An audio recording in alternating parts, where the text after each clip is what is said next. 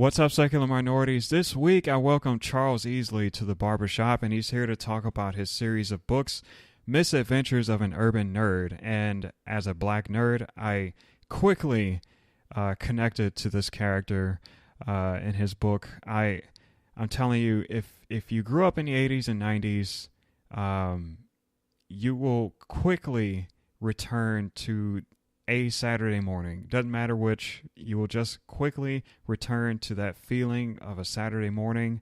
And if you're a black nerd, you'll definitely connect with this. So Charles and I, we talked about his books, of course, and we also got into growing up here in Houston, being that Charles is from Houston. Take two. All right. Well, I just keep going. All right, so I'm here joined by Charles Easley. And you reached out to me via Twitter. Yeah, I know. It's just a couple of months ago to talk about your book and your projects. And so I'm glad that you are here. I'm honored that you're here. Welcome to the Barbershop, man. Thank you, man. Thank you. It's good to talk to some folks from home, man. I'm looking forward to this. Yeah. You reached out on Facebook, if I remember correctly, and I think it was like Facebook. I was trying to do like a campaign to try to see if I can, reach out to some nerd groups, and there's this wonderful community now of people of color who are kind of claiming the nerd status. So I'm just so excited about that. So that's right. Just reaching out to people who are kind of representing and wanting to kind of share my experiences of kind of growing up when being a nerd was not as cool as it is now. Man, talk about it. It was bad enough when, oh God, let's see, Urkel came out in this is my era. This was. I was even pre-Urkel. At least they had a mascot. Yeah. I'll give you that. Man. Yeah. But I really connected with, and we'll talk about your book in a second. When you talked about, being a nerd, and especially as a young black boy being a nerd, I don't know about you, but I always got you're trying to be white, you're trying to be. It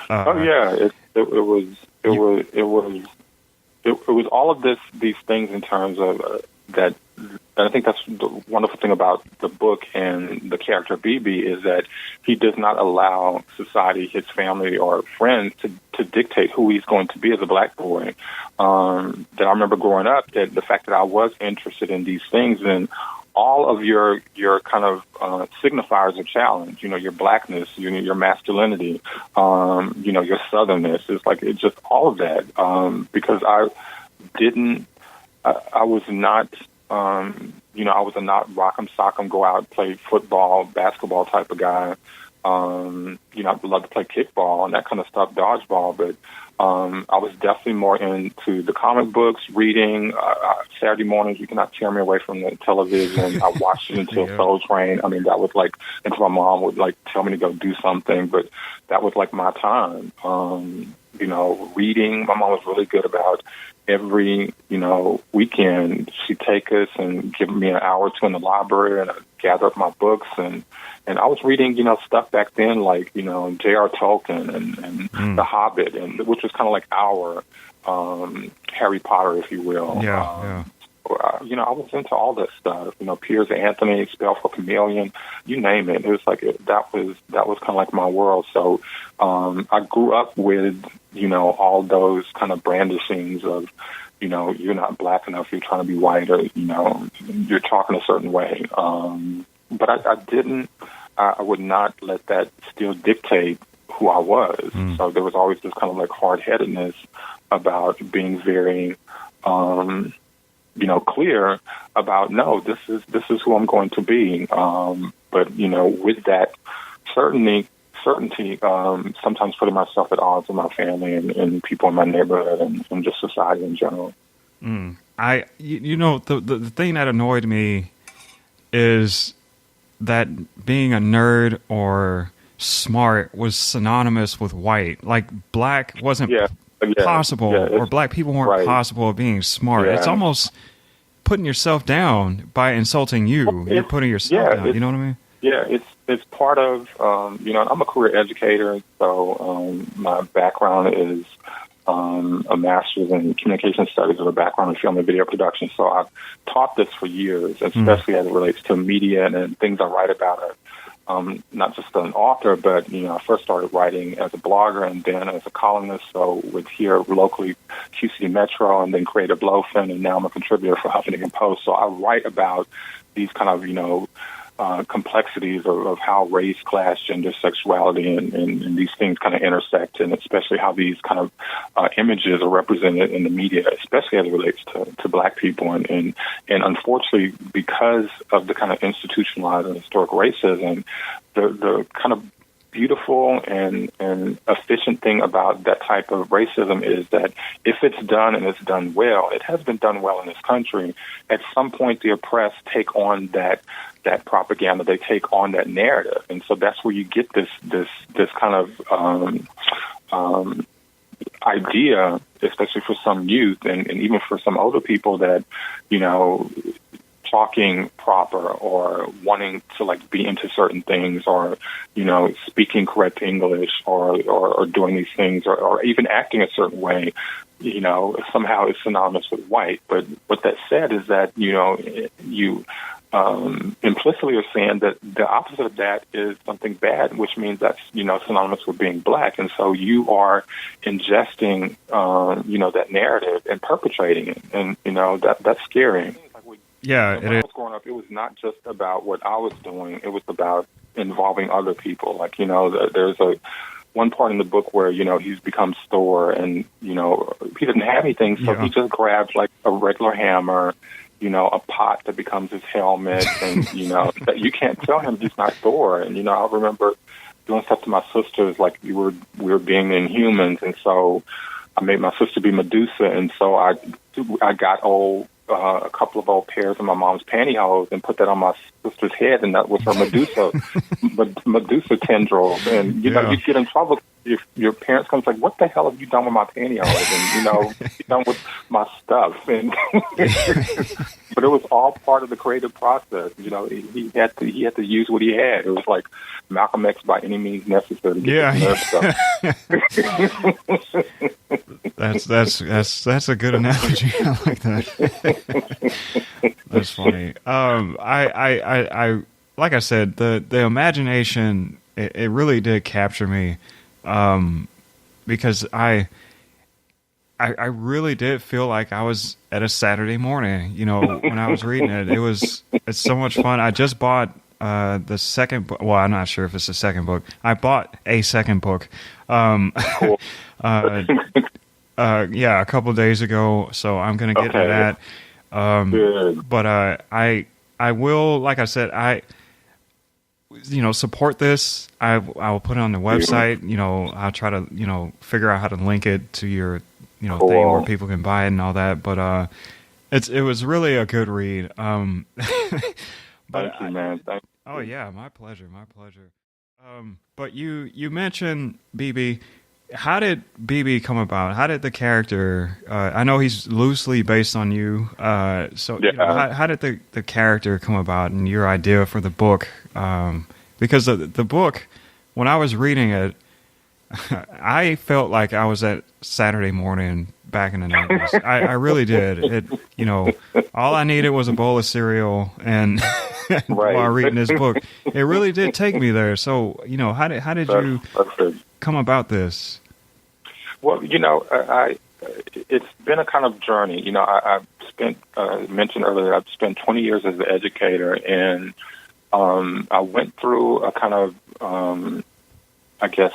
awakening, if you will, in that, I had worked at an institution for 12 years, and I moved into administration. I was over several programs, and what happens, which is what's happening with a lot in corporations and different environments, is they started downsizing, and, I looked up and I was laid off, and they, brought in people who were younger than I am and paid them less, and it also had become toxic. It had grown away from what I had kind of signed on as an educator, and I just went through this really bad period of loss, losing my job, my career, my home. My mom passed away, a friend from cancer. So it was like all of this loss. And so it kind of left me in a place of, okay, what do you want to do now? And what I realized is that I had spent the better part of my career been very successful at making other people and nurturing their dreams and nurturing their talent. When I finished film school, I said I wanted to be the next Spike Lee. But then when I became an educator, it's like, well, maybe I think I just might want to help the next Spike Lee. And that was good for a while. But then I looked up and I realized, you have not nurtured your own gifts. You've not nurtured your own aspirations and dreams. And I'd always dreamed about being a writer. And so BB is not just a character. In a lot of ways, he's sort of like my inner child. He's that little boy that I kind of like made a promise to, about all these dreams, and for whatever reason put him on the back burner. And so we kind of reconnected. I started the writing and with the blog and all of that. But then, I wanted to get into something more structured, like a narrative. And, it was kind of like, BB was sitting up there waiting. It's like, hey, I've been waiting for you to let me know that you're ready. And so the kind of story kind of came from that, of kind of validating, who I was growing up and who he was. And I think for me, the beautiful thing I think about writing and writing with authenticity and truth is that once you do that, you realize that your truth is synonymous with so many other people. We were I work part-time at a TV studio, and so sometimes we have a circulation of kids that come through, and we kind of show them like what production is about. And so we had it was like about 40 kids, and I had like 5 groups, and I was in the post-production room showing them editing and green screen, and I also like to show my trailer because most of the kids were black. And so it was really affirming because in each group I'd show the trailer, and in every group 1 or 2 boys would just raise their hand and scream. It's like, oh my God, he's just like me.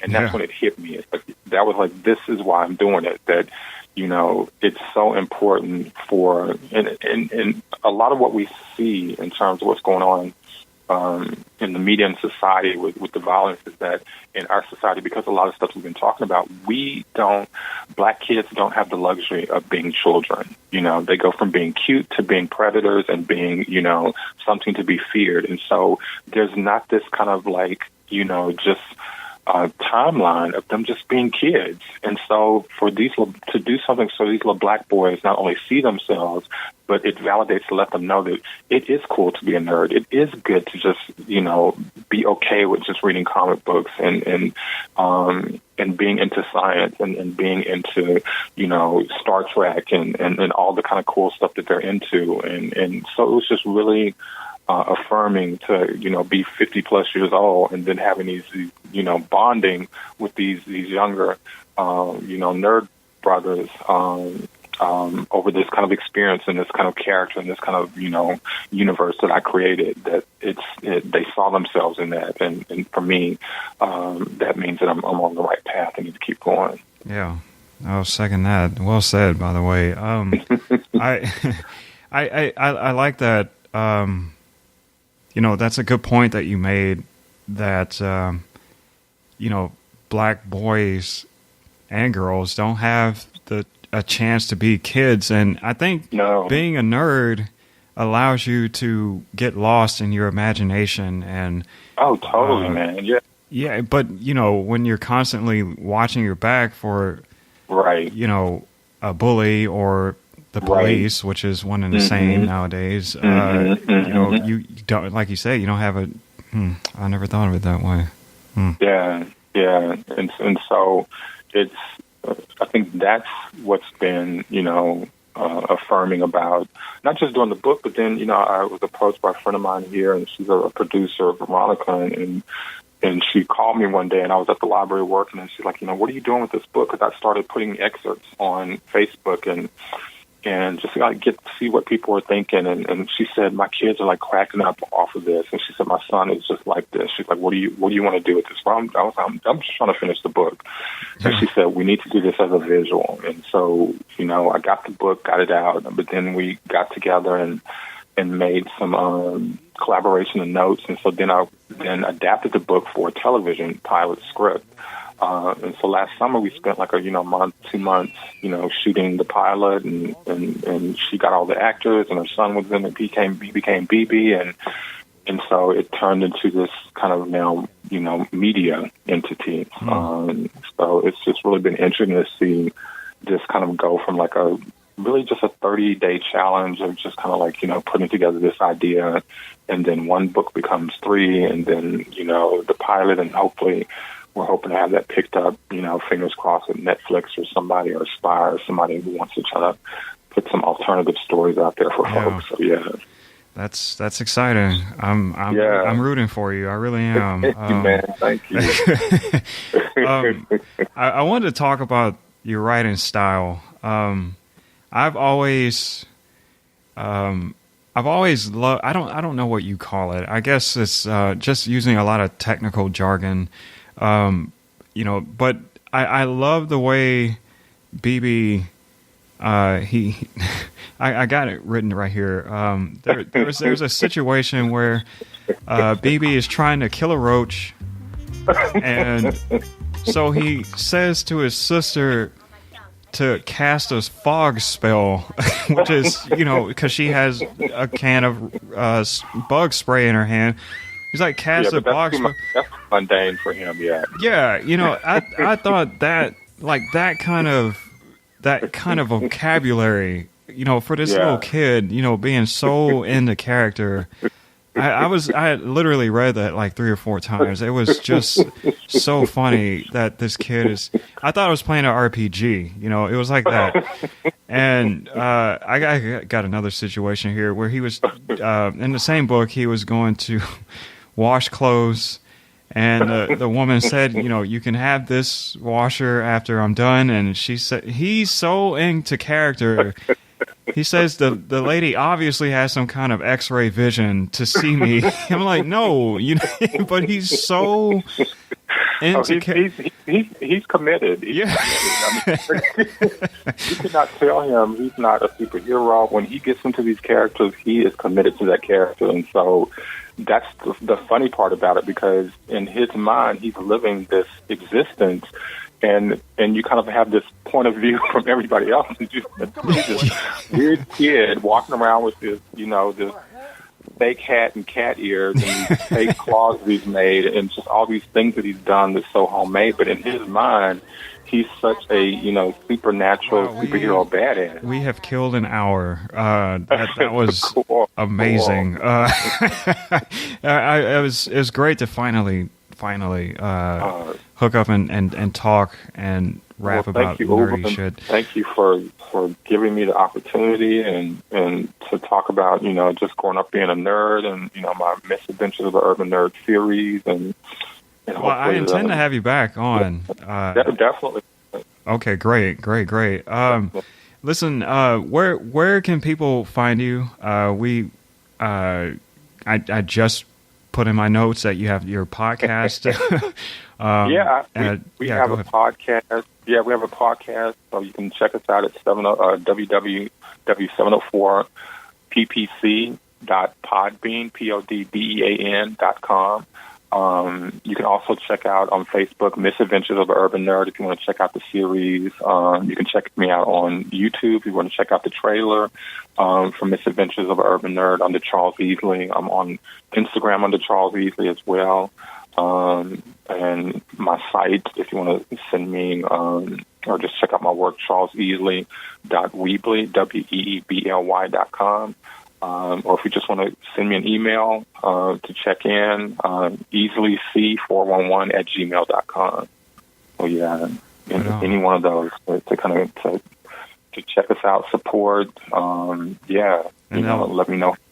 Yeah, you will find your Twitter on there also. Yeah, Twitter under Professor Locke Charles Easley as well. So yeah, that's. I'm trying to cover the gamut of social media. Yeah. So, yeah. I definitely understand that. It's too much. I don't. It can be overwhelming. Yeah. Well, Charles, thank you so much for taking the time to talk to me. Thank you, man. Appreciate it. I appreciate it. Thank you for for taking the time and giving BB a platform and doing what you do and representing nerds everywhere. Keep fighting the fight and putting it out there, man. I appreciate it.